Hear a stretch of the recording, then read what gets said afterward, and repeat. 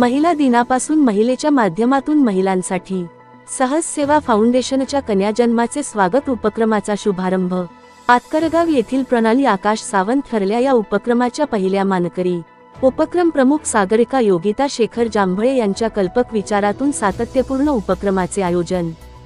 खोपोली जागतिक महिला दिनाचे औचित्य साधून सहज सेवा फाउंडेशनच्या वतीने खोपोली विभागात जन्मास येणाऱ्या कन्यारत्नास जन्म देणाऱ्या मातेचे अभिनंदन व कौतुक उपक्रमाचे आयोजन दिनांक 8 मार्च 2025 पासून प्रारंभ सुरू करण्यात आला। खोपोली हद्दीतील दवाखान्यात कन्यारत्नास जन्म देणाऱ्या मातेचा सन्मानपत्र व भेटवस्तू देऊन अभिनंदन करण्याच्या उपक्रमाची सुरुवात दिनांक 9 मार्च 2025 रोजी ताज हॉस्पिटल खोपोली येथे आतकरगाव येथील प्रणाली आकाश सावंत यांनी जन्म दिलेल्या कन्येला व कुटुंबियांना शुभेच्छा देऊन सदर मातेस अभिनंदन पत्र व लक्ष्मीची मूर्ती देऊन गौरव करण्यात आला। यावेळी प्रणाली सावंत यांचे कुटुंबीय, ताज हॉस्पिटल स्टाफ व योगिता जांभळे उपस्थित होते। आई होणं हा प्रत्येक स्त्रीच्या आयुष्यातील अविस्मरणीय क्षण असतो।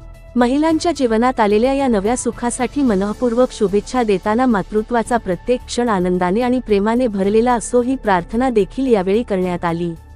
आई होणं म्हणजे प्रेम, त्याग आणि आनंदाचं अनोखं मिश्रण असून आयुष्यात आलेल्या या गोड कन्येसोबत प्रत्येक दिवस सुंदर आणि संस्मरणीय ठरो। याच सोबत आई म्हणून आपल्या नव्या प्रवासासाठी खूप खूप शुभेच्छा देणारा हा उपक्रम समाजासाठी ऊर्जादायी ठरेल असा आशावाद सहज सेवा फाउंडेशनच्या उपक्रमात पहिल्या 50 जन्माला येणाऱ्या कन्येसाठी लक्ष्मी फ्रेम उपलब्ध करून देणाऱ्या आंबिवली माझगाव येथील सहज सेवा फाउंडेशनच्या पदाधिकारी व यशस्वी महिला उद्योजक कमल रमाकांत जाधव यांनी केले आहे।